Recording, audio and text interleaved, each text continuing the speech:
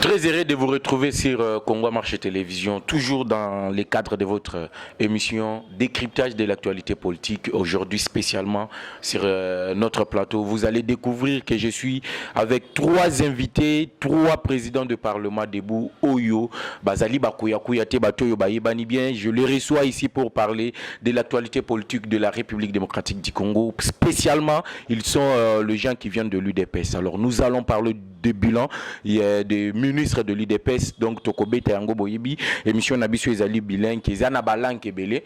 Alors Tokomeka Kosolo là, surtout na Lingala, parce que Lingala Ezali langue moko batubele, Bazali Koyo Kayango, pe Bazali ko comprendre Ngo Malamu. Tokomeka Kobe Tayempe, le bilan de ministre de l'UDPS. Ministre Bauti na Lingomba ya parti politique ya IDPS nini bazali kosala na kati ya gouvernement Bawario ezali kokambama na premier ministre Jean-Michel Samalukonde. Alors dans cette émission vous allez découvrir, je vous ai déjà annoncé, ce sont les warriors et aussi ce sont quand on parle de warriors donc des guerriers bato bazali kobunda pour l'intérêt général yango moni lelo soki babimi boye, donc il y a quelque chose oyo boko sepela nango na kati ya émission na biso décryptage de l'actualité politique. Alors, na loboko nanga ya mobali nazali na président Jossard Ndeko mbote na yo. Mbote Ndeko Jeff. Boni santé. Ça va. Comme nous avons Fati Béton, ça va. Avec Fati Béton, ça va. Alors na loboko nanga moi si nazali na deux invités, président Olivier Mpunga. Mbote na yo. Mbote Mopanzi Sangu Jeff. Naza na esengo makasi ya kukuta na aona itandolite na yo. Et aussi j'en profite une occasion ya kopesa balandinyo surtout ya chaîne Oyobino Bolinga Ramakas. Mais bonne année 2022 et aussi de bonnes choses. Alors bonne santé. Est-ce que 2022 avec Fati Béton nyon sezo kende malamu? Mais pourquoi pas? Yemoko lobi que 2022 c'est une année des actions. 2022 une année des actions dingi à lobby. À Kosala, et il va mettre tous ses moyens pour te avilpander l'action sur terrain parce que les allées temps encore perdre 2022 2023 s'approche.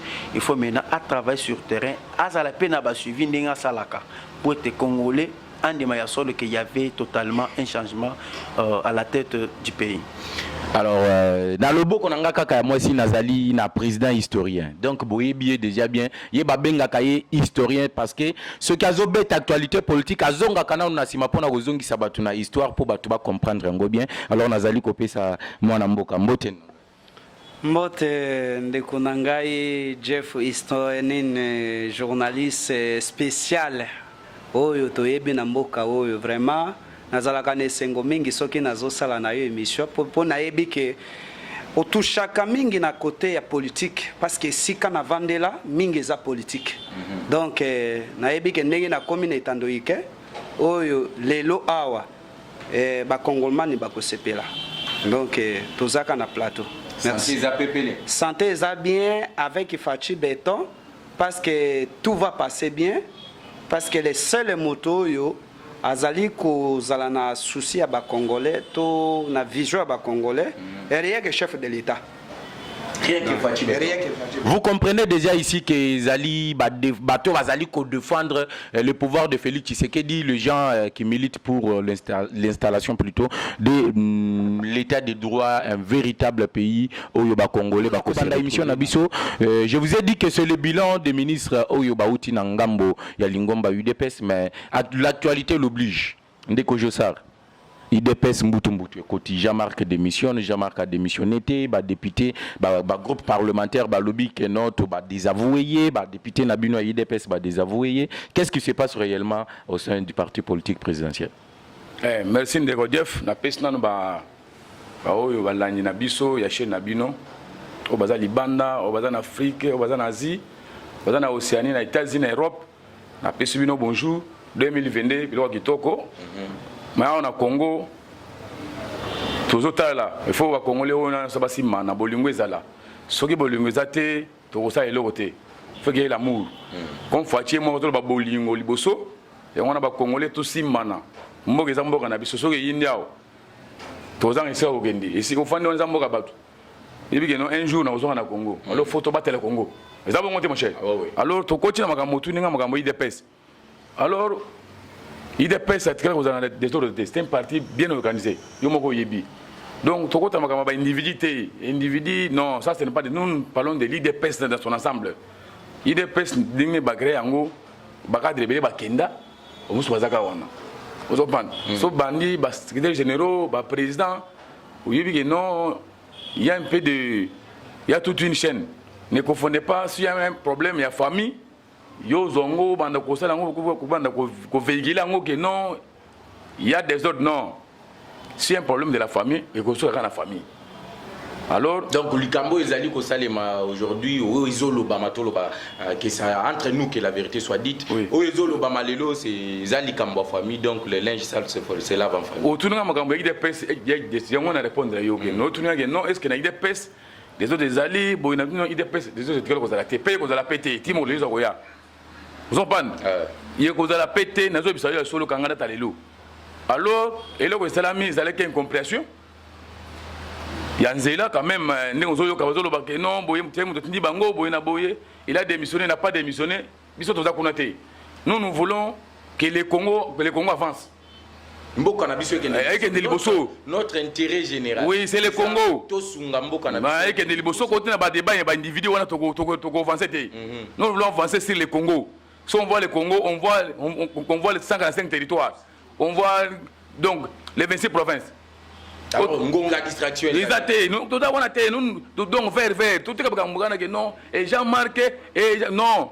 On a pas parti, bazana bango rôle ba là. Na biso to dana oya biso. Rôle la biso ils ont faire véhiculer message chef de l'État. Nous que le Congo ou rien que le Congo. Rien que le Congo, voilà. Alors, nakozonga nangambo na yo na oyo etali actualité oyo tokomeka ko solo là. Alors, président Olivier UDPS, même question. Qu'est-ce qui se passe aujourd'hui au sein de l'UDPS? Tomoni ba effigie na permanence à UDPS, ba to ba komi Kabundu dégage, ba tumususu ba kena kengabwa. Qu'est-ce qui se passe réellement? Bon, en tout cas, on tourne wana eza vraiment na et y a non vraiment parce que à l'UDPS c'est la démocratie qui règne. C'est la démocratie qui règne au sein de l'UDPS.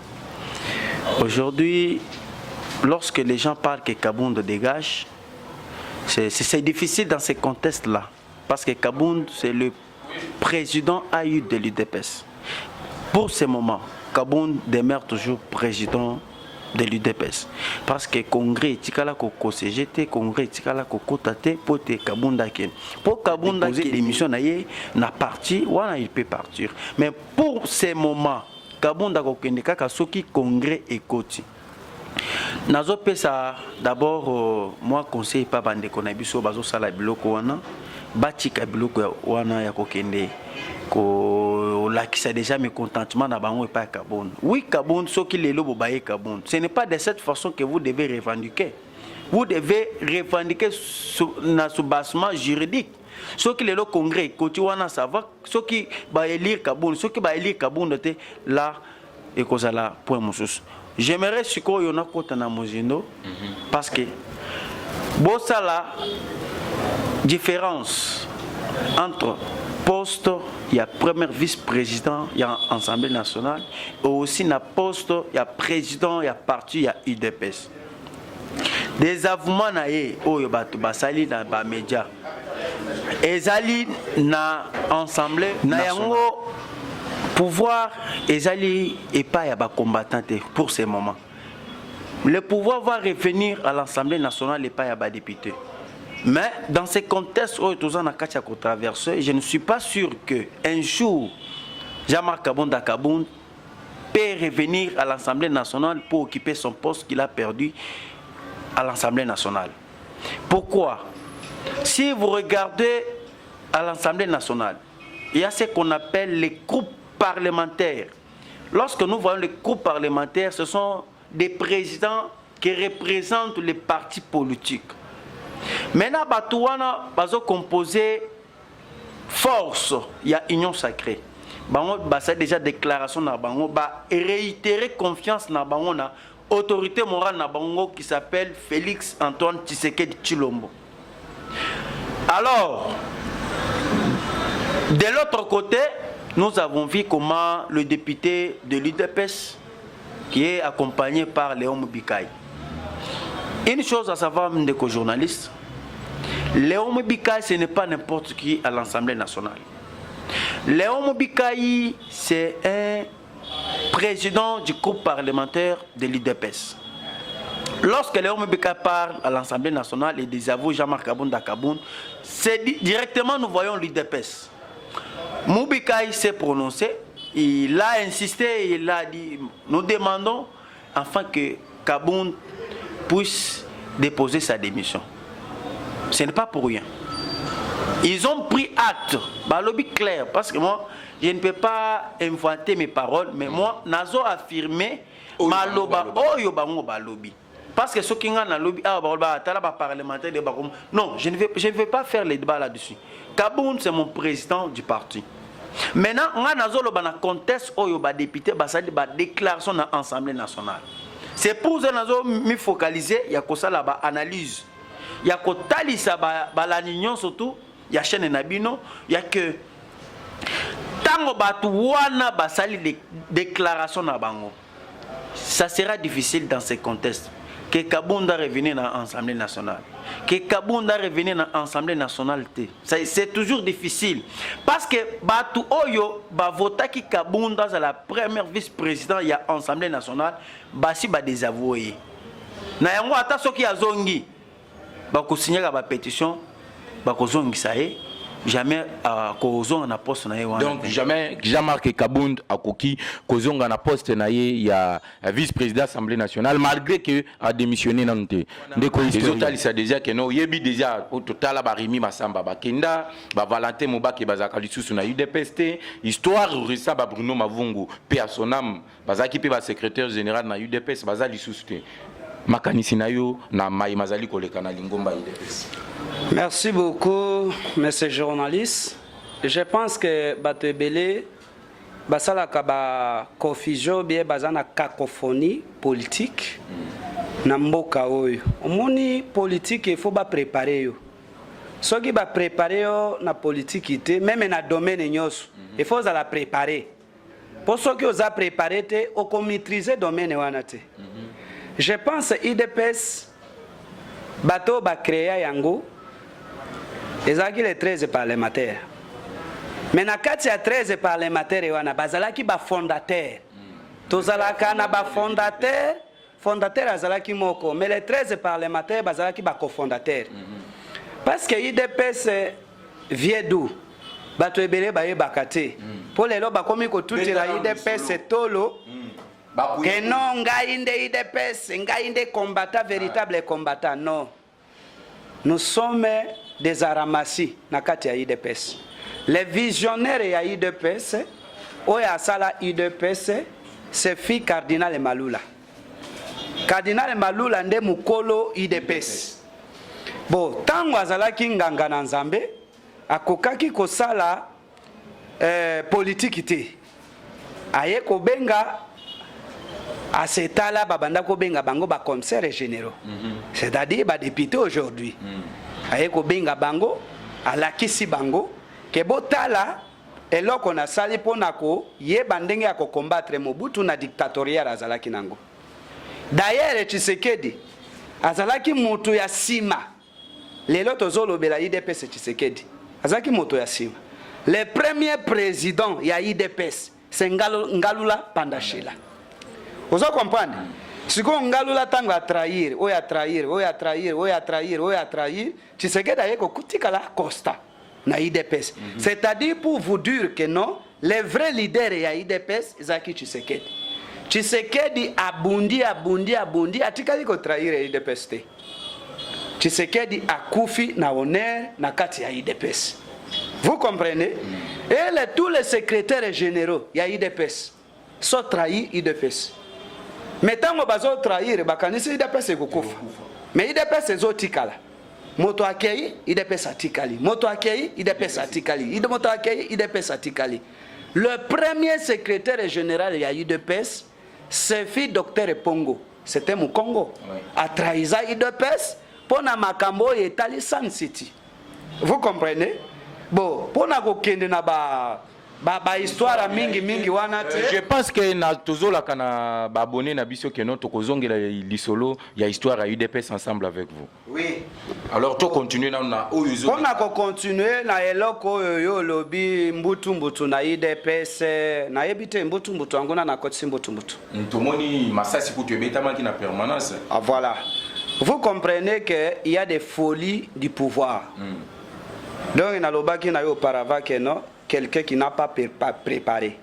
Donc, je suis combattant. Non. Combattant dans l'opposition et combattant au pouvoir, il faut un changement. Il faut le changement de mentalité. Donc, changement, il faut ça là. Parce que quand vous avez géré, il faut protéger Ngo Malam. Vous comprenez? Mais ceux qui osent protéger Ngo Malamu te, yeba ke eloko wana soit bakobotola yo, soit okobebisa yango, ekokweya. Vous comprenez? Le problème est oyo ezali kopesa irimere na kati ke no IDPS mbutu ekoti Jean-Marc ainsi de suite là. Jean-Marc a démissionné te, IDPS n'a rien perdre. Je te dis, IDPS ekoti kala IDPS. Vous comprenez? D'ailleurs, Chabane Azalaki très fort, on a IDPS. Voilà, Azalaki très fort. Mais tant qu'on a trahi Bisso, na makambo etalaka Allemagne. Chamada Kendeki. Vous comprenez? Mavungu Abengaye, c'est un mot mauvais gestionnaire. Chabane Akei, Amati Akiti, gaz ici la Kandingwana. En même temps, Mavungu Aye. Mavungu Aye ko trahir Bisso en élection en 2011. Aliaka 18 millions de dollars na ambassade ya Belgique. Mbongo ewuti na gouvernement kabilis, bakei nango po bapesa ye na maboko boye ezala honneur te. Il faut baleka na ambassade ya Belgique, mavungu akei kozwa mbongo, mavungu ilewo. Vous comprenez? Carrière esili, après carrière ekosila, mbala moko akoti na se mabele. Pona nini? Trahison n'est pas bon. Vous comprenez? Bon, pour la makambo ya dossier de Konanga Jean-Marc Kabundu, moi je pense que Jean-Marc Kabunda est belé na UDPS, na yebi ya parti ya Kamina Bas, na action bandaki ko sala et ko telemela Joseph Kabila ou bien pouvoir ya Kabila en même temps Tshisekedi abengaye héros vivant na combat oya zalaki nango. Mais le problème c'est quoi? Ya Konanga Jean-Marc Kabundu. Tango ba pesio honneur, ya héros vivant. Il faut qu'on y ait gérer titre wana. Vous comprenez? Mais alors que ça lié ezali folie du pouvoir. C'est-à-dire ayebi ko gérer te. Donc je te dis oui. Non, azala qui préparer mais ayeba qui ko gérer préparation na été. Parce que quand Tshisekedi a dit que non, héros vivant. C'est-à-dire quelqu'un oyo ba pese double honneur. Oza vivant un héros azala kasoka akufi. Mais tant que bapesi yo héros vivant, c'est-à-dire bapesi yo double honneur, moto yaza en vie, maza héros, n'existe pas dans le monde. Mais tant que yo za en vie, balobi que héros vivant, c'est-à-dire ba reconnaître yo na combat na yo, combat na il faut ko kene nango jusqu'au bout. Vous comprenez? Voilà, na moni eza moi lisolo oyo toko meka ko sala moi émission spéciale parce que aujourd'hui c'est spécialement à ce qui concerne gestion à ministre na bino UDPS parce que bino boloba trop UDPS 37 ans d'opposition lorsque nous arriverons au pouvoir Congo et Kokoma paradis, nous allons changer tout. Aujourd'hui, vos ministres au sein du gouvernement, tous au monde à l'autre côté, vous regardez na secteur, dans le ministre sectoriel, ministre et tout, on ne voit absolument rien. Absolument rien. Les autres comme Yoyoka, Nicolas Kazadi a détourné à 5 millions pour faire perdre la République plus de 7 milliards de dollars dans Makamboaten qui font courir. On a vu Maître Tony Mwaba, Pazali quoi qu'ils aient, il y a 6 millions, il y a paiement, il y a bateau, il y a Bakenda qui surveille, et donc on a 4 UDPS, ceux qui viennent de l'UDPS, ils sont en train de détourner la présidence Costo Kolobate. Ndeko Jossar. Gestion ya ba ministre na bino to bandana na Nicolas Kazadi parce que kuna kutu toyoki ke mabe ezali makasi ba détournement eleki Pour Nayo, qu'est-ce que tu peux dire la gestion de Nicolas Kazadi, na katikati il y a gouvernement Bawarior. Quel apport Nicolas Kazadi a mis la gestion du ministère des Finances? Ndeko Jeff, merci beaucoup pour la moutuna. Ngai na koyebi so boyi. Nazo bisa o baza na biso na de partout boyi. Moni quoi qu'ils aient mundu sans preuve, ça malamu te. Lobi détournement, est-ce que là c'est un document? Au plastique wala kala ya détournement l'état. To mona ki directeur à cabinet comme là qui est mukanda pour na oyebise ki alongwa na makamba ba minye etaliete. C'est quand là c'est un document yango yo Nicolas Tengli dedans. Exacté. Donc il y a kabilo balo. Nazo bisa exacté. Il faut qu'on pèse de vraies informations. Qu'on pèse à Congolais. Donc, Nicolas Kazadi pour Congo et vivre. On est place ici, les avons pas battu. Confiance à Fouadji, ça pas Nicolas Kazadi. Ils ont pas de confiance. Oui. Tout le monde si mamouké. C'est là il y a l'angouli. À d'ailleurs place où on a. Fouadji combien de mois impayé? Qu'est-ce que ça répond? Nicolas Kazadi peut place où on a. Kabila combien de mois impayé? Il y a un peu de papa yoka nanou. Nami toujours le bilo ba Congo Kabila mouké. Talaka na secteur awa. Donc Kabila très le mo côté dédé. Autrement que Fouadji ko kuta bena libulu moko ya kosakanate. Soki mbongo ezate na caisse à l'état, rien va marcher. Il faut que un ministre moko soit capable de faire monter pour faire bouger des lits. Il faut que non secteur tel. Il faut toujours que moi quand même moi changement izala. Mbongo mona te. Ministre des Finances mais en circulation mbongo ezali. Population continue na aussi. Ah, elo keza boyi. Il faut ça que Nicolas yeke no moni be da Kabila. Lobi ke Kabila za wana za impayé. Lobi combien Kabila mbongo za ngo isala kate. Mbongo ya bombi na banda na bangi isala kate. Yo siko wana preuve. Ya Nicolas na biso bo yo kana nu. Yo lo ke no Kabila ba futa été. Biso bo mbongo Kabila za na Sénat, ils a combien? Parce qu'il est sénateur. Na tunu ils a combien? Est-ce qu'il y a ça? Il est sénateur. Mbongo non yoka. Est sénateur azaya mo kuna. Baza ibele. Parce que comment ils ont mbongo ibele bonde. D'abord quand tu es faux au muke ke bawana pour être la soudé. Selon la fois au muke, ça doit dimi. Pour essayer de faire parler avec mon pèse. Alors, l'obana n'a pas l'andina biso. Ah, il faut que y ait Congo Zaboué. Et l'eau connu Nicolas Kazadi. Nicolas Kazadi depuis qu'il est là. Yoka, aïe talano finance d'abord au Mboka, donc voyez que Mboka par terre. Il faut un ministre à la place qu'il faut. Donc on a placé Nicolas Kazadi pas bâti. Sentir la Congo est belé. Il faut quelqu'un qui peut donc abimisa musolo à travailler dans le secteur. Aux hommes on a vu ça mbongo. Quoi ça va ministre comment c'est que ba contrat de performance. Oui. Pour la oui, il est capable de relever les défis. Aujourd'hui, on a pensé que oui, secteur tel, quand même, ça marche. Dès que on a pensé que ça n'a qui moins bloqué. Parce que l'évaluation, oui, il fallait continuer ça. D'accord? Qui n'est autant qui moins. Côté victoire, ça la qui top. Même à niveau de la banque, il y a quand même du calme. Pourquoi pour Nicolas Azo qui ne sont pas comme la nègre dans la cas? Mais nègre quand les gens qui ont dans la poche, ce comment crise est côté, tu bengani, bon combien 10 millions, tout ça qui se touche à la terre. Non, il faut la canaliser. Ce qui est canaliser, c'est comme ça les pays en train de détourner. Ce n'est pas tout ça il y a salité, il y a pouvoir autre les gars. Bon dans la poche à Batou, il y a une marche, ce qui est crise est côté, bengani, non, c'est il faut la canaliser. Oh, va fonctionner pas de la payer. Il y a des moka, tout dans sentier, il faut Nicolas ça l'effort à remonter, donc à relever des défis.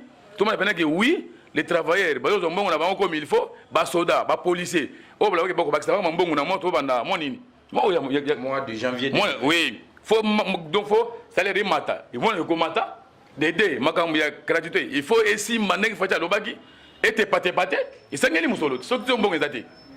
C'est pourquoi tous les gens tous les gens pour comme ils sont mais pour son message tout personne que nous allons kenye bando qui basé belé donc bazana ko pesa ba jabo et Nicolas a détourné ça ne passe pas non ça ne passe ça tourne pourquoi mon que non avec ces messieurs ceux qui tous en 2 ou 3 4 5 ans donc tous à la musique alors Ndeko Olivier Nicolas Kazadi depuis qu'il est là nini asika memi na ministère des finances Musala nini akitoko oyo Nicolas Kazadi asali parce que ba ministre a eu des pestes Monique Bobanda qui ochaka munoko na opposition aujourd'hui arrivé au pouvoir tous mon l'autre côté qu'est-ce qui se passe réellement aujourd'hui qu'est-ce qui se passe dans le ministère des finances to bandina no wana to continue na ba ministère musus mais le lot spécialement émission na biso ezali focalisé sur le ministère des finances géré par Nicolas Kazadi l'homme de confiance de Félix Tshisekedi nini asali déjà.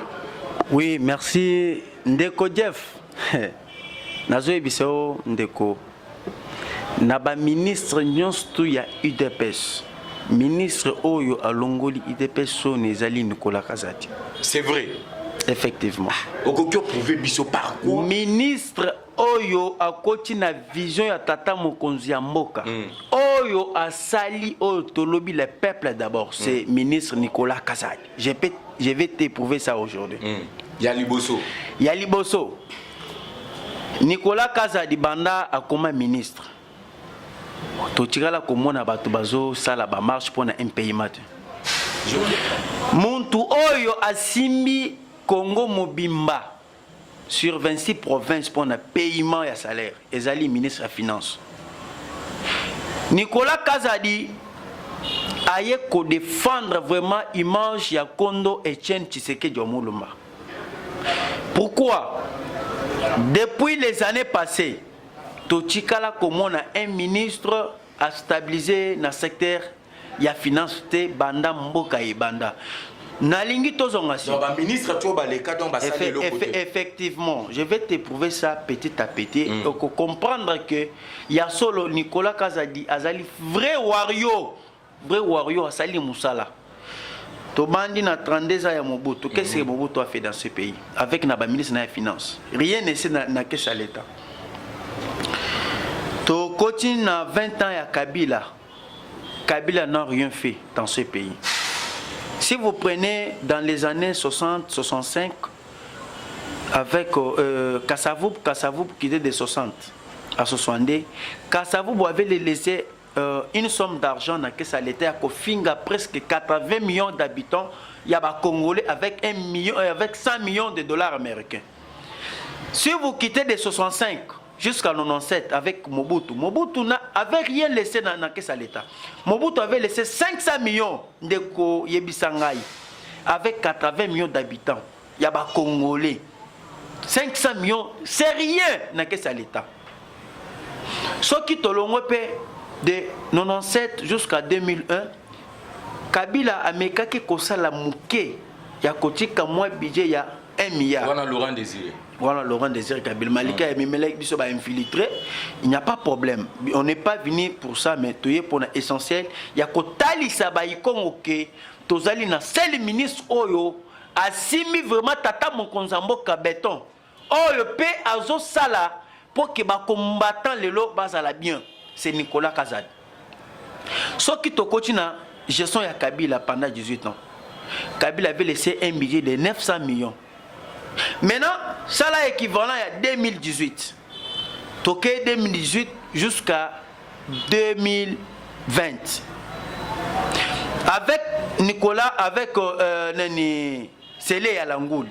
Sélé Alangouli avait rien fait dans le ministère de la Finance. Ce côté Sélé Alangouli, Bazala qui est payé, il y a des militaires qui est payé, il y a des députés payés, il y a des juges à cour constitutionnelle. Les juges à cour constitutionnelle, qui se prononcer. Non, depuis que Fachi a nommé Kibiso na cour constitutionnelle, nous sommes impayés. Grâce à Sélé Alangouli. Ce qui totali 9 mois, depuis que le gouvernement Baroyo et Banda, nous avons presque 10 mois à 9 mois.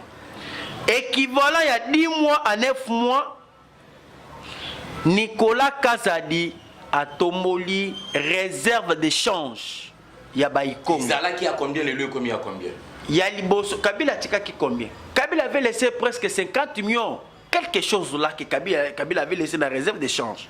Mais le lot avec Nicolas Kazadi, réserve d'échange est matée jusqu'à 3,5 milliards de dollars américains. C'est quelqu'un qui faut féliciter. On ne peut pas mâcher les mots. Imaginez-vous, en Afrique Mobimba. Est-ce que le ministre de la Finance Bazali. Bazali. Mais pourquoi en Afrique Mobimba, Nicolas Kazadi, Batombole, meilleur ministre des Finances? Papa, à part ça, à valoriser l'image de Baïkongo. Baïkongo, à valoriser Bango non, il y a un ministre à l'équipe, un ministre pour l'Afrique. Il y a la gestion. Il y a finance malam. Il y a maîtrisé la gestion. Il y a finance malam. C'est Nicolas Kazadi. Dena yango, tozo kumisayete, tozo valoriser misala oyo yazo sala. Parce que ce qui a sali malam, bakomona Nicolas Kazadité, bah comment on est tata mokonzamboka fachi béton. Et en plus, bah comment on est image, il y a UTPS au yazana kacha koteka. C'est le seul ministre où vraiment Longoli Bissoso ni que bah ministre Moussoso wana. Bah ministre wana ce sont des dialoguistes, parlementaires des bouts de l'UTPS. Nous sommes déterminés. Il y a quoi accompagner bah action. Il y a ministre des Finances Nicolas Kazad. Et en plus, tokosala sur terrain. Il y a Kobanda qui travailler, il y a Kovilpande message, ma message, il y a Nicolas Kazad. Parce que Azali Moko na biso awuchi na poche na bisha awuchi na UDPS. Tokoki kotika ete. Pour ba ministre mususu bayaki na ba système macroéconomique. Ba mususu bayaki na ba nzoka bayaki na ba boule ya koyip, mais lelo Nicolas Kazad depuis azana na poste na ye. Aucun détournement. Oh makamo bazo kosele ya ba chinois ba ye ba pc 5 milliards ya tenke funkurum soki bato bazali na information wana te ba ya na kopesa bango information moni nyonso sozo mona ki ya bateke funguruma na nyonso wana baza na kati ya kolinga koabiser confiance ya Nicolas Kazadi avec Félix Tshisekedi tandis que Félix Tshisekedi a na confiance à 100%. Alors, lorsque directeur à cabinet, il y a chef de l'État, Zokomela Nicolas Kazadi pona oyebisaye, alongwana makambo ba contrat minier, il y a tenke funkurume. Mais ozo mona teke no Tshisekedi muto akomeli Kazadi. Parce que le directeur des cabinets, c'est lui qui assigne l'administration de la présidence de la République. Écoutez, nous avons le pouvoir, la séparation des pouvoirs. Jamais ni connaît un directeur à cabinet a le pouvoir d'écrire à un ministre. Muntu oyo azali na pouvoir ya kokomena ministre, c'est le chef du gouvernement. Qui est le premier ministre. Effectivement, c'est ça Malukonde. Et ça ba attribution nenge ça le maka.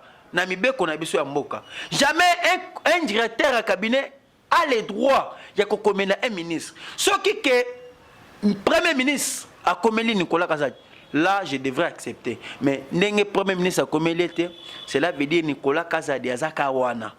Nous sommes derrière lui. Et en plus ceux qui m'ont touché Nicolas Kazadi a touché ba parlementaire debout. A touché le président parlementaire de mon combattant. Parce que jusqu'à là, les combattants, comme tout le monde a songé pour les combattants. Mais Nicolas Kazadi, avec les petits qu'il a, ce qui est pas na ton bâtonnier belé. Pourquoi bâtonnier belé? C'est parce que Monique, bazo sunga bango, mutoyo azo na bakana ye, ngana zo belé. On nga balonga na babimsenga na ndako. On nga na za, ozonga kaka muto ya mawana.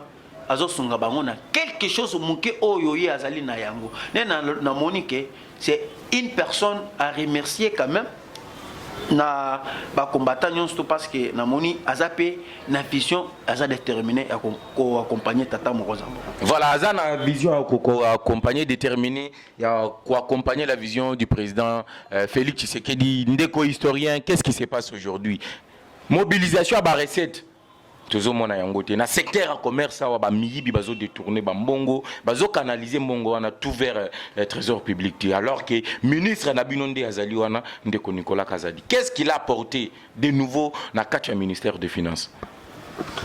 Bon, mais ces journalistes, je pense que tant qu'on a les kaka na émission na yo na lingaka ko sala émission moko ezali professionnaliste. Je pense que nakosenga na yo pesanga temps naebisa bato makambo ezoleka sur le terrain na makambo ya bato bazo diaboliser Nicolas Kazadi. Le problème c'est quoi? En politique, les gens bato mususu ba maîtriser politique était parce que nous avons trois catégories de politiciens. Nous avons des politivalents. Nous avons des politiciens à l'authenticité et nous avons des aramassis politiques. Il faut savoir ça. Pourquoi Nazolo Belo Kowana? Eza bato mususu baye na kati ya politique pour na mabumu na bango, mais pour l'intérêt général était. Tozali na ba politiciens baza ba défenseurs. Ya bandeko na bango, c'est-à-dire un vrai politicien comme Etienne Tshisekedi wa Mulumba. Oyo tolokoti bango na nzela, baye na kati ya politique pour bayoki ke kuna mbongo ezali. Vous comprenez? Ça, il y a la différence, c'est comme ça. Omoni na kati ya makambo bazo diaboliser Nicolas Kazadi. na makambo etali ba détournement bato ebele bayebi na bango eloko te. Même na kati ya je dis, je m'assume ma déclaration. Na kati ya IDPS baye kosala ba business na bango. Na kati ya IDPS. Je vous l'ai dit, je m'assume na kati ya IDPS baye. Bino bato le peuple d'abord. Je dis papa tikanga na loba. Baye kosala ba business na bango. Parce que bato oyo bazoloba keno akomeli Nicolas Kazadi keno atika makambo ya ba kare miniere. Eloko nini ezoleka. Na IDPS ekomi lokola na diabolisation moko boye. Soki moto azali attaché na chef de l'État, azali kosala vision ya chef de l'État, il faut basalirier. Parce que ayebi kengai naza déjà suyé. Siko moto ana lingati kala saint, qu'est-ce qu'il faut faire? Je passe au yoki ba conseiller ba détourner mbongo, au yoki ba conseiller ba lobby que non, il a archi du parti sont des milliardaires, ainsi de suite. Vous comprenez? C'est-à-dire moto azo sala intérêt personnel, mais au lieu ça l'intérêt général. Okay, vous comprenez? Ok, pas IDP c'est basé sur vision et intérêt général. Mais problème est zanini. Nicolas Kazadi atikali kozwa 5 millions de dollars ndenge toyoki keno o makambo ya tek fungurume azolongola 5 millions de dollars pona kobombango ngai na kei na moni na téléphone na ngai mais c'est journaliste moto moko atindi message keno Nicolas Kazadi alongolaka donc 5 millions pendant 5 mois, c'est-à-dire sali ce qui 25 millions de dollars na compte moko quelque part. Comment? Motoana aroki kokende kolongola 5 millions, comment? Ça c'est la diabolisation. Vous comprenez? Pour na diaboliser Nicolas Kazadi parce que ba moni que non moto yo azo ça la vision à chef de l'État parce que notre problème c'est quoi? C'est le problème de gérance. Nicolas Kazadi azo géré bien. Je n'ai jamais écouté et je n'ai jamais vu Nakati Mboko depuis l'époque Mobutu parce que l'époque ya Kasavubo c'est trop dur à lasser les messages au peuple congolais. L'époque Mobutu netoye koza la grandeur. Na tikali koyoka te qu'à l'époque Mobutu budget annexe. Au bien tozo bengango parce que nous avons deux budgets dans ce pays. Budget annuel et budget annexe. Mais Nicolas Kazadi, na gouvernement ya Bawario, nous ba voté budget annuel été. Mais na ba réserve stratégique, ndekwa uti koloba 3 milliards et demi, mais ça 3 milliards et demi té. Les autres communes à 4 milliards. 4 milliards. Point 12 quelque chose. Nous sommes grâce à Nicolas Kazadi. Nous sommes grâce à Nicolas Kazadi. Si aujourd'hui les gens babandi ko sala ba détournement ndengo lobby na rien ne faire na kati ya nini tu sais que David dit ceci na ko sala budget mboko na ba poche ba congolais soki lelo bato na créé ezali association diabolique des congolais Tikaboyi oui Tikaboyi historien j'ai dit papa union sacrée pesibino majorité bobengani kabila ekomi union le problème c'est quoi Bato bazo yebate. On m'a dit Félix Tshisekedi, c'est un visionnaire. Ayeba ki esika ko débarrasser na Joseph Kabila. Tanga kati coalition, alobi to sali union sacrée. Coalition c'est une union sacrée. Parce que ba député bazalaki na kati ya coalition, bango na ba yene union sacrée. Ba ministre bazalaki na coalition, bango na ka union sacrée. Félix c'est reprise té. Vous comprenez? Atikali ko sala réforme té. Même ba militaire otozalaki na bango ni union sacrée na coalition. Bango na bazaka wana. Vous comprenez? Donc na kati ya union sacrée wana, les seuls ministres oyazo travailler très bien na kati ya mboka. Ezakaka Nicolas Kazadi. Non, nakoyebisa yo pe nazoyebisa bato nyonso bazolanda biso. Oyoki na ministère ya agriculture ba détourner combien? Oyoki na EPSP. Voilà. EPSP. Na EPSP ba détourner combien? Pas professeur Tony moi. Soki balobi taxation des viols. Des vols. C'est-à-dire aza moto déjà aza coupable na banini. Pe moto ya lobby a dénoncé ba makambo wana. Ce n'est pas n'importe qui. Et ça, inspecteur général, il y a finance. Vous comprenez? Monsieur Gilles Alinguet. Gilles Alinguet. C'est-à-dire, voilà. Vous comprenez? Donc, il y a qui kolobake, bato bazosunga chef de l'état ezali Gilles Alengeti na Nicolas Kazadi. Soki mbongo ekoti lelo na kati ya ba réserve stratégique eza Nicolas Kazadi na Alengeti. C'est-à-dire Nicolas Kazadi azali incomparable. Ngai na kokumisa ye, moi historien de l'IDPS, na kofarolize ye, moi historien de l'IDPS, parce que moi j'ai vu Moussala Azosala. Moussala Azosala mbongo Nicolas Kazadi na kati ya mboka papa. Balase nini projet à 145 territoires. Lelo ba finance. Non, na lingi na yebisa bato nyonso bazolanda biso. Je suis politicien à l'authenticité. Balase chef de l'État outi kolase programme ya 145 territoires. Financement tozuwa. Est-ce que yoki ke pays moko a financer biso? Ba débloquer mbongo ya 145 millions de dollars américains. Chaque territoire est kozana 10 millions. Vous comprenez? Nana sali musala wana poete chef de l'État azwa souffle ya kozwa mbongo ya bana mboka tokei ko defate parce que les pays o bozo ke ne ko defa mbongo soit na banque mondiale soit na pays quelconque boye ba ke bazana même ise na mboka na bino mais chef de l'État aye abandi ko laser ba projet na ba financement propre na biso ya République démocratique du Congo. Vous comprenez? 145 territoires développement nango.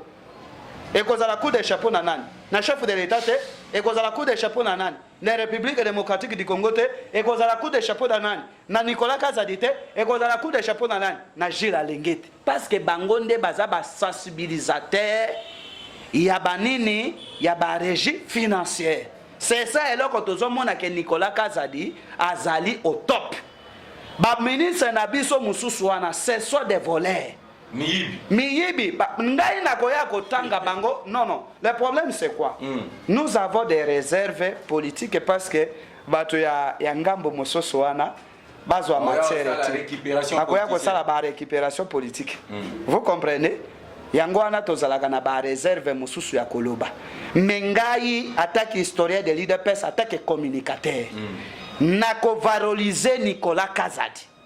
Vous comprenez? Omoni ba mosusu lelo asalaki musala mabe natangi kombote mais ayebe sikazali asalaki musala mabe à reconnaître ba combattant 3 ans de souffrance de misère mais lelo ba komi ko benga ba combattant boya to pesa bino ba jipe pour te bosser la biso campagne donc combattant ou bien communicateur ya UDPS azaka ka na valeur auprès des campagnes. Vous comprenez? Ba pesa biso ba jipe non. Toko kende pas Nicolas Kazadi oyo pona ko valoriser na misala oyo ya sali. Vous comprenez que ngai na zanga discours na 2023 ya ko pesa Fachi Beto majorité na parlement. Non. Il faut to s'appuyer na mutu oyo azali habilité. Te azali na ba valeur nyos lokola moto lokola Nicolas Kazadi lokola Gilles Alengeti. Soki moto ana lobi ke bo soutenir ngai to ko soutenir ye pe to ko valoriser ye. Je pense que Fachi Azota Labiso. Dans 45 secondes. Donc, Fachi Azota Labiso, les parlementaires est debout, so souffrent. Nazolo Bake, les parlementaires est debout, bazo souffrir. Jusqu'à aujourd'hui, mais ces journalistes. Non, na lobby na yoboy. On m'a dit babandaki, excusez, accordez-moi même 1 minute.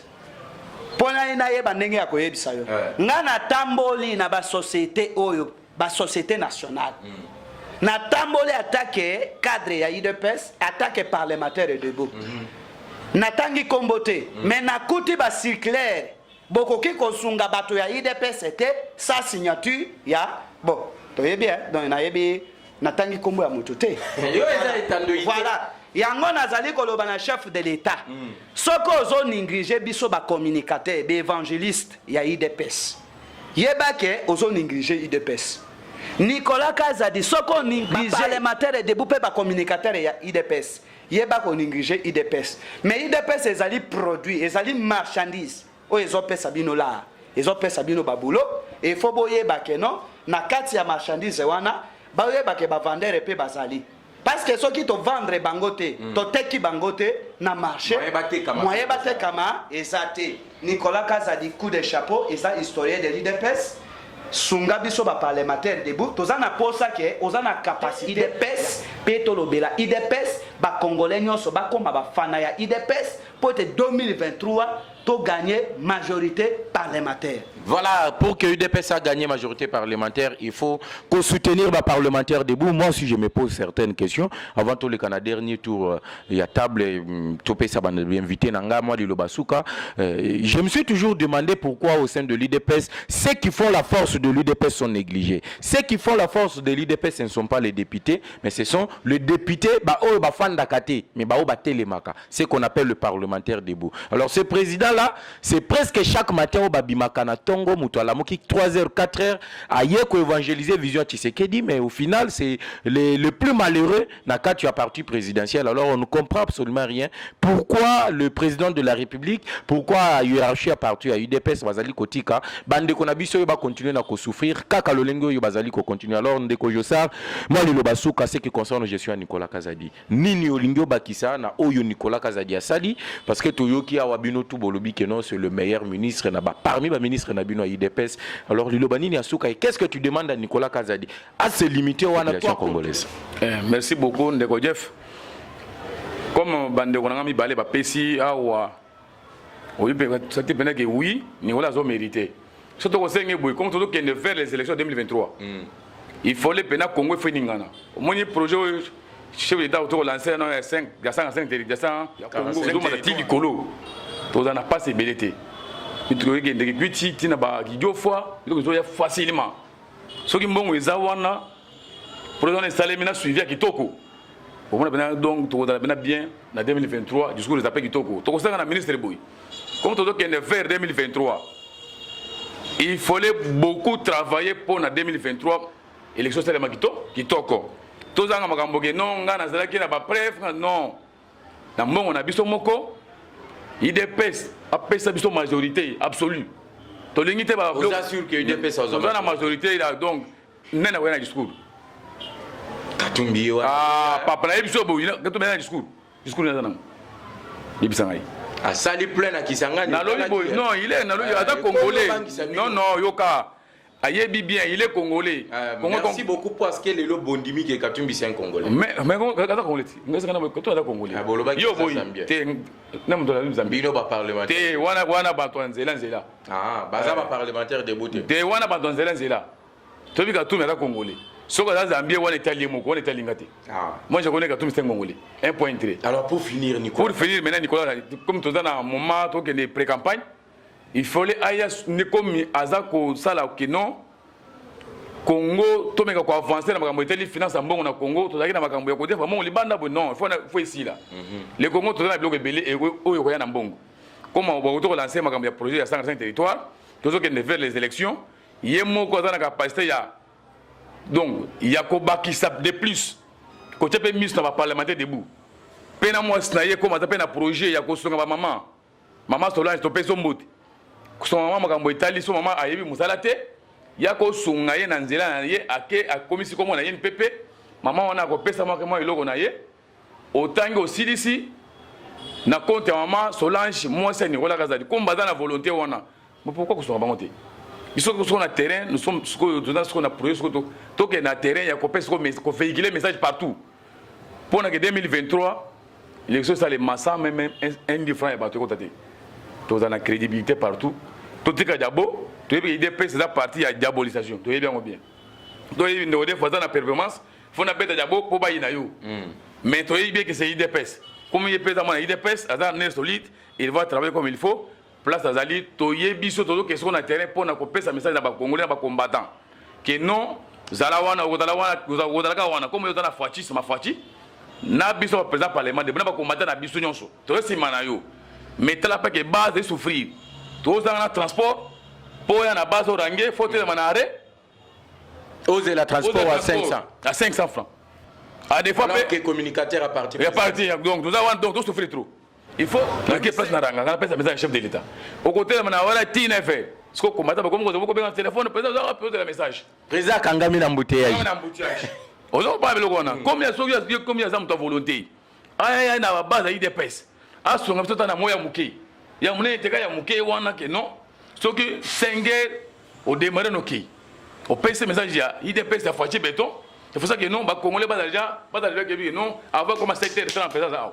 Pour y avoir un borna, et derrière pour comment appeler sa message. Alors, tu sais, donc, on a place où on a pour assunga biso, tu sais, belé. Parlement, tu sais, belé, na quoi, tu sais, parce que na Congo, tu sais, belé, assunga biso, na au Moga Zanango, pour y aller biso, tu payes, merci. Comme tu as les devoirs, tu payes sa message, na place à la ministre finance.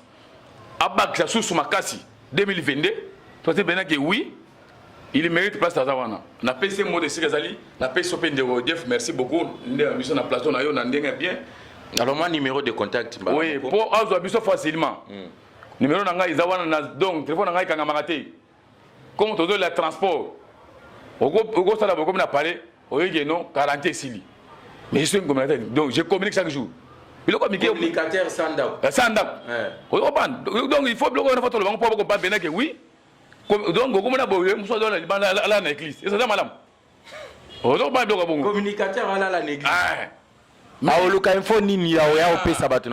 nous sommes. Attendez là, Libanda. Attendez, nous sommes obligés de faire l'information. Pour nous fouiller partout. Attendez l'été, attendez l'été, nous sommes obligés de faire l'information aux combattants. Vous comprenez maintenant les soucis que nous avons dans Nango. Donc, souci à ma passion, c'est un véritable souci à partir des parlementaires. Non, bateau, bateau, tambola, bamitou, kamichel. C'est ça, côté dans le terrain. Quand on a terrain, ça la tour de ronde. Ça va présent parlement de bon temps là bien. On peut pas souffrir. Mais chaque tongo on a zorangé, chaque fois qu'on a zorangé. Vraiment tous en Haïti andouille que Zalim Bonga. Moi numéro 67 381 plus 243 89 80 67 381. Président Jossar, nazo peso merci, monsieur le ministre. Tous ceux qui sont dans le terrain pour faire véhiculer le message. Les Congolais ne comprennent pas oui. Cette fois-ci, il faut image chef de l'État. Oza, sous-chef, Oza, chef de l'État. Merci beaucoup. Vraiment, président Olivier. Moi, Lilo Basouka. Mais Toyoki Keno, vous êtes le plus malheureux bino parlementaire debout. Bazali Kota la binote. Nini Okokyo Yebisa, ministre des Finances en ce moment. Mais Kota li sanaba o Bazali Kolanda biso en ce moment que le ministre Nicolas Kazadi est le meilleur de tous les ministres de l'IDPS au Bakenda dans le gouvernement. Il y a Jean-Michel Samalkon. Merci de co-journaliste. J'aimerais rectifier mon mouké na oyo collègue Nangayi à lobby. Katumbi n'est pas congolais. Ah bon? J'assume mes propos. Katumbi n'est pas congolais. Alors, Azad des nationalités? Katumbi Azali tantôt italien, tantôt zambien, tantôt israélien. Ezanga moko na lobité, c'est Mende qui avait parlé ça. Lambert Mende. Oui, c'est Lambert Mende. Parce que parler, on a directement le gouvernement. Lorsque nous voyons le gouvernement, nous voyons la représentativité, il y a Bayi Congo. Alors, wana ezali moi le lobanalina sokola esika wana. Alors, tokotana makambo oyo etali Nicolas Kazadi.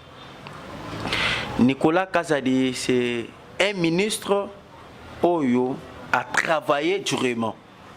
Parce que ce n'est pas une mince affaire, il y a comment on a un ministre aïe, Koya Naye, a trouvé poste à ministre par terre. Dans le sectoriel, il y a ministère, il y a finance par terre. Aïe, qu'on relève yango. Et à part ça, c'est que moi, je demande au ministre des Finances, Nicolas Kazadi. Tozo sengaye que malgré ozo senir tata mokonzambok. Bien. Mais le 2023 s'approche. Les élections se préparent. Sur terrain, Tobandi déjà qu'on préparer ma ponami ya tata mokonzambok. Alors, lelo moi namboka Jeff, tozali na majorité composée de part et autre. Malgré lelo bat bazwa qui que Félix Azawana asali le côté Félix Azawana alobi ke mboka kufi tandis que Félix azumboka oyo ezalaki déjà parteur. Par exemple, batu ya kala baboma Jekami, batu ya kala baboma Miba, batu ya kala baboma Olugaman. Mais lelo Félix tanwaye alobi ka mboka kufi batu wana baye bajeme nzoka bangonde baboma kida mboka wana nde na yango lelo malgré na mandat oyo tozana kati ya ko exercer mandat otozo exercer yango c'est parce que tozakaka na présidence de la République. Na présidence de la République ba poste ba institution mosusu comme nous avons 4 institutions na mboka na biso président c'est revenir à nous à l'IDPS 3 institutions et pas ba alliés. Maintenant na ba institution soit na pas ba alliés. Ba tuana baza basala na Kabila. Bayebi ba mafia comment est-ce que détourner musolo ya l'état. Mais le seul ministre oyo aye azosunga tata mokonza mboka na ba institution ezaka Nicolas Kazadi. En commençant par le Sénat. Le Sénat ekei et pas ya ba chulukwebo. Azali allié na biso na union sacrée. Assemblée nationale ekei pas ba allié na biso ezali mboso kodia. Primature ekei pas ya allié oyo tolobi Moïse Katumbi. Maintenant tozaka na présidence. Na présidence wana tomoni quelques aussi des conseillers bazolinga ko boîté ya kolongwana lokolo ya tata mokonzambo. C'est pour cela que pesa longonya et pas le ministre Nicolas Kazadi Pambate. C'est parce que Azali muntu oyo azo sala effort pour être tata mokonzamboka a réussir na mandat na dès aujourd'hui. Biso tozali to accompagner tata mokonzamboka. Tozo majorité o ya biso. Tolingi to sala majorité a copier coller tenir tozali ba union sacrée ba baachi ba mbemba ba katomi non. Tolingi to sala majorité ya ke bana IDPS bango moko ba sala majorité na 2023. Pour épais sa force. Tous à l'infiltré d'être ceux qui tous à la bamouche quand on a bas n'a qu'à union sacrée. Imaginez-vous un pays comme la RDC, tous aux hommes un étranger soi-disant congolais, ailleurs tous à Nayango, tous ces que pour être 2023 tous à la majorité à Bissou qu'on a pas nanda. Alors on a aussi ça parce que nous monique n'a pas tout ça déjà oui, cause à fait fini que belleté. Hein? J'aimerais n'a pas sapé numéro na la Congo marche. Ok, Congo marche. Pour nous avoir ça, Congo marche. Kala. Cette fois-ci, na mon vivre la scène. Na mon plateau, na yo osa bien félicitations. Merci. Au salam malam. En tout cas, aux jeunes pour encourager pour qu'ils paient les bourses na salam. Merci. Plus 243 89 335 42 51. Plus 243 89 335 82 51. Oh, il y a un sénateur Olivier Pouma. Il y a ça de parlementaire de commis sénateur. Donc je vous promets, nous allons parler, il y a bilan, il y a ministre. Il y a moko na bango, batali service parce que Tchaki biso makeli na opposition de l'autre zone de l'autre côté, population ezali ko continuer à souffrir. Ndeko historien, moi le Lobasuka. Nicolas Kazadi. Nini ozali ko senga na Nicolas Kazadi. Asuka awato asala lisusu ya minene. Merci beaucoup, mais je pense que Nalingaki kolobela nano moi moké likambo ya Moïse Katumbi ndenge ndeko alobaki. Moïse Katumbi azalaka congolais ti. Azanani. Moïse Katumbi aza d'origine juif résident au Congo. Mais vous pouvez passeport congolais comme non, congolais. Le problème c'est quoi? Tel que Mboka Nabiso banda au sommet de l'État. Kassavubu azalaki congolais d'origine. Ah bon? Kassavubu c'était congolais 50-50. Non, excusez. Ouais. Tous les en les Congo connaissaient ça. Ah bon? Papa naye azalaki européen, maman naye c'était Muyombe. Kassavubu abotama métis. Toye ozwa Mobutu. Mobutu c'était rwandais. Mobutu. Oui. Mobutu c'était outu rwandais. Prévané que tokoya kosa l'émission nango. Jour mosusu pour être naïbisa ba congolais na ba congolaise nyonso comment Mobutu est rwandais. Ah bon? Je pense que Bomonaka pona les rendez-vous est pris sur le Congo marche. Voilà. Bomonaka preuve azui de konaye Bisengimana le père. C'était rwandais attaque directeur de cabinet naye. Yena président o ya Rwanda o basala coup d'état, je pense que batebele bayebiye basala ki ba poser.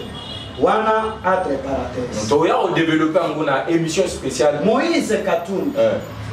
Papa naye azalaki juif, c'est un pécheur. aya na Congo abandaki kosala mosala na ye ya bapeshe abala mama ya Katebe Katoto, c'était congolaise. Maman ya Moïse Katumbi azalaki domestique ya maman ya Katebe Katoto, c'était zambienne. Non, ayebi esika na zoloba bango nyonso bayebi.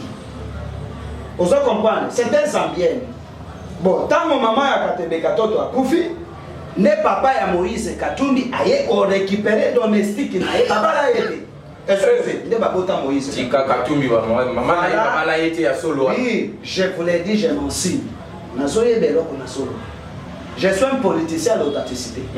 Et je suis chercheur des informations. Nayebi o nazolo. Naye na plateau na yo attaque mutumoko kaka bongo kakati. Vous comprenez?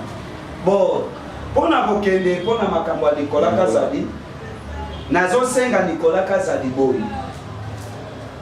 Omoni motomoko atonga kanda kokote batubele bavanda mabimisi ba fort propre naye atongi asombi parcelle atongi bandaku famille baye kofanda batoyo batikali ko souffrir batikali ko bimesuere na bangote mebiso na IDPS okoki kozala na mbongo me yeba ke mbongo osombi lopango mais pour ton gandaku, il faut bien ba maçon, il faut bien ba ingénieur, architecte, il faut bien ingénieur, il faut bien ba bâtonnier, bétonnier, ainsi de suite. Voilà. Nicolas Kazadi, Ozali, Nambongo. Mais si vous avez ton gandaku ya IDPS, ils ont senga ba travailler rebelle. Et là quand ils n'ont senga yi. Bato bakosa la puissance ya IDPS, ce n'est pas les cadres de l'IDPS. Mais Batobako, la puissance de l'IDPS, ce sont des parlementaires et des combattants. Les combattants. Et il faut biso tozali bato tozolo babe évangéliste des séductions, tozo séduire bato. Vous amenez les gens à croire dans la vision de Félix. Ok, paix de s'adhérer à l'IDPS. Vous comprenez? Nicolas Kazadi, pour l'IDPS, c'est très fort. Je demande à Nicolas Kazadi, il faut qu'il y ait un moyen en jeu. De façon que le président, année 2022, va tout étendu à la République démocratique du Congo pour éclater le Parlement debout de façon que tant que comme en 2023, Batonion va voter IDPS. Parce que, au moment quand vous avez un visionnaire sans provision, c'est-à-dire aux afro-visionnaires, vous comprenez, pour la vraie visionnaire, il faut avoir une provision et c'est-à-dire, attaquer Nicolas Kazadi. À sa visionnaire, il faut avoir une provision et il faut avoir un accompagnateur. Il faut avoir une vision et une provision et tous un discours en 2023. C'est ça que je demandais à lui, Nicolas Kazadi, attaque le futur président de l'IDPS. Parce que c'est lui qui mérite. Je vous l'ai dit. Futur président IDPS, Nicolas Kazadi. Futur président de la République et futur président de l'IDPS. Congrès continue à nous Non, on a lobby futur. Est-ce que la lobby qui est là, président, c'est quoi? Futur devient. Donc, yo pesi déjà révélation. Akozika akoyaka akozalaka. Na lingala pour français à monde moulaye. Akozalaka président de la République et akozalaka président de l'IDPS. De fait, tu sais que dit oui. Je te dis hier la vérité, parce que c'est lui qui milite à sa place et qu'il lui faut. Ah bon? Parce que moto a une vision na yo, yenda koki kozala dauphin na yo lobby. Nicolas. Oui, pour être à ça la makambo yo kotika na. Et yo kani alors? La benga kango en politique. Et la gestion de la République, c'est la continuité de l'État. La continuité de l'État avec Nicolas Kazadi. Donc après, le téléphone, on va continuer de parler de ça.